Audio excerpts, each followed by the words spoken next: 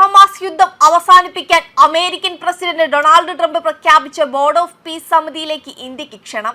ലോകത്തെ പിടിച്ചുലയ്ക്കുന്ന ഭൗമരാഷ്ട്രീയ വിഷയങ്ങളിൽ ഭാരതം എത്രത്തോളം പ്രധാനപ്പെട്ട ശക്തിയായി മാറിയെന്നതിന്റെ തെളിവാണ് ഈ ക്ഷണം.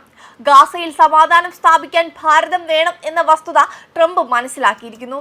പശ്ചിമേഷ്യൻ രാജ്യങ്ങളുമായും ഇസ്രയേലുമായും ഒരുപോലെ ബന്ധം പുലർത്തുന്ന ഏക രാജ്യം ഭാരതമാണ്. പ്രധാനമന്ത്രി നരേന്ദ്രമോദിയുടെ നയതന്ത്ര മികവാണ് ഈ നേട്ടത്തിന് പിന്നിലെന്നാണ് വിലയിരുത്തൽ. ഇസ്രായേലിന്റെ സുരക്ഷയും പാലസ്തീനിലെ സാധാരണക്കാരുടെ ക്ഷേമവും ഒരുപോലെ പരിഗണിക്കുന്ന ഭാരതത്തിന് മാത്രമേ ഗാസയിൽ വിശ്വസനീയമായ ഇടപെടൽ നടത്താൻ കഴിയൂ എന്ന് അമേരിക്ക കരുതുന്നു. യുദ്ധാനന്തര ഗാസയുടെ പുനർനിർമ്മാണത്തിലും ഭരണനിർവഹണത്തിലും ഭാരതത്തിന്റെ നിർണായക സാന്നിധ്യം ഉറപ്പാക്കുന്നതിനാണ് ട്രംപിന്റെ ഈ നീക്കം.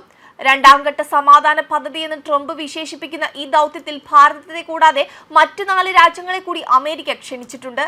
യുദ്ധത്തിന് ശേഷം ഗാസയിലെ ദൈനംദിന കാര്യങ്ങൾ നിയന്ത്രിക്കാനും സമാധാനം പുനഃസ്ഥാപിക്കാനും രൂപീകരിക്കുന്ന ഉന്നതാധികാര സമിതിയാണിത്. സമാധാന ബോർഡിന് കീഴിൽ പ്രവർത്തിക്കുന്ന ഒരു ടെക്നോക്രാറ്റിക് കമ്മിറ്റി ഗാസയുടെ ഭരണം നിർവഹിക്കും. വെടിനിർത്തൽ കരാർ നടപ്പിലാക്കുന്നതിനൊപ്പം ഗാസയിലെ ഭീകരവാദ മുക്തമാക്കാനും വികസന പാതയിലേക്ക് നയിക്കാനുമാണ് ഈ ബോർഡ് ലക്ഷ്യമിടുന്നത്.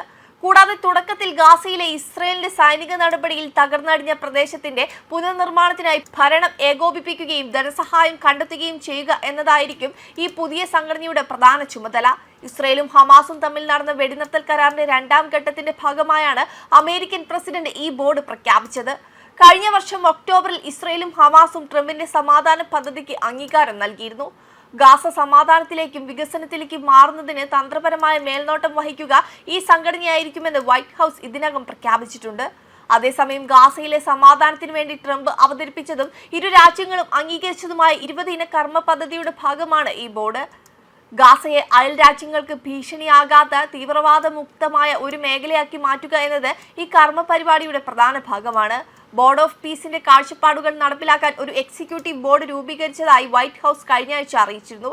ഈ എക്സിക്യൂട്ടീവ് കമ്മിറ്റിയിലെ പ്രധാന അംഗങ്ങളിൽ US state secretary Marco Rubio, മുൻ ബ്രിട്ടീഷ് പ്രധാനമന്ത്രി ടോണി ബ്ലെയർ, മിഡിൽ ഈസ്റ്റിലെ US പ്രത്യേക ദൂതൻ സ്റ്റീവ് വിറ്റ്കോഫ്, വ്യവസായിയും ട്രംപിന്റെ മരുമകനുമായ ജാരെഡ് കുഷ്നർ, ലോകബാങ്ക് പ്രസിഡന്റ് അജയ് ഭംഗ എന്നിവരും ഉൾപ്പെടുന്നുണ്ട്. ന്യൂയോർക്ക് ആസ്ഥാനമായുള്ള പ്രൈവറ്റ് ഇക്വിറ്റി സ്ഥാപനമായ അപ്പോളോ ഗ്ലോബൽ മാനേജ്മെന്റിന്റെ CEO ആയ മാർക്ക് റോവർ, US ദേശീയ സുരക്ഷാ ഉപദേഷ്ടാവ് റോബർട്ട് ഗബ്രിയേൽ എന്നിവരും കമ്മിറ്റിയിലെ മറ്റ് 2 അംഗങ്ങളാണ്. ഈ എക്സിക്യൂട്ടീവ് ബോർഡിൽ national committee for the administration of Gaza എന്ന് മറ്റൊരു ഭരണപരമായ ഗ്രൂപ്പിന് മേൽനോട്ടം വഹിക്കും.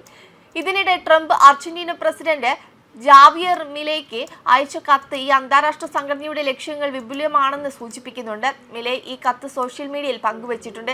ഈ കത്തിൽ ബോർഡ് മിഡിൽ ഈസ്റ്റിൽ സമാധാനം ഉറപ്പാക്കാൻ ശ്രമിക്കുമെന്നും ആഗോള സംഘർഷങ്ങൾ പരിഹരിക്കുന്നതിനുള്ള ധീരമായ പുതിയ സമീപനം സ്വീകരിക്കുമെന്നും ട്രംപ് പറഞ്ഞു. വെബ് ഡെസ്ക് കർമ്മ ന്യൂസ്.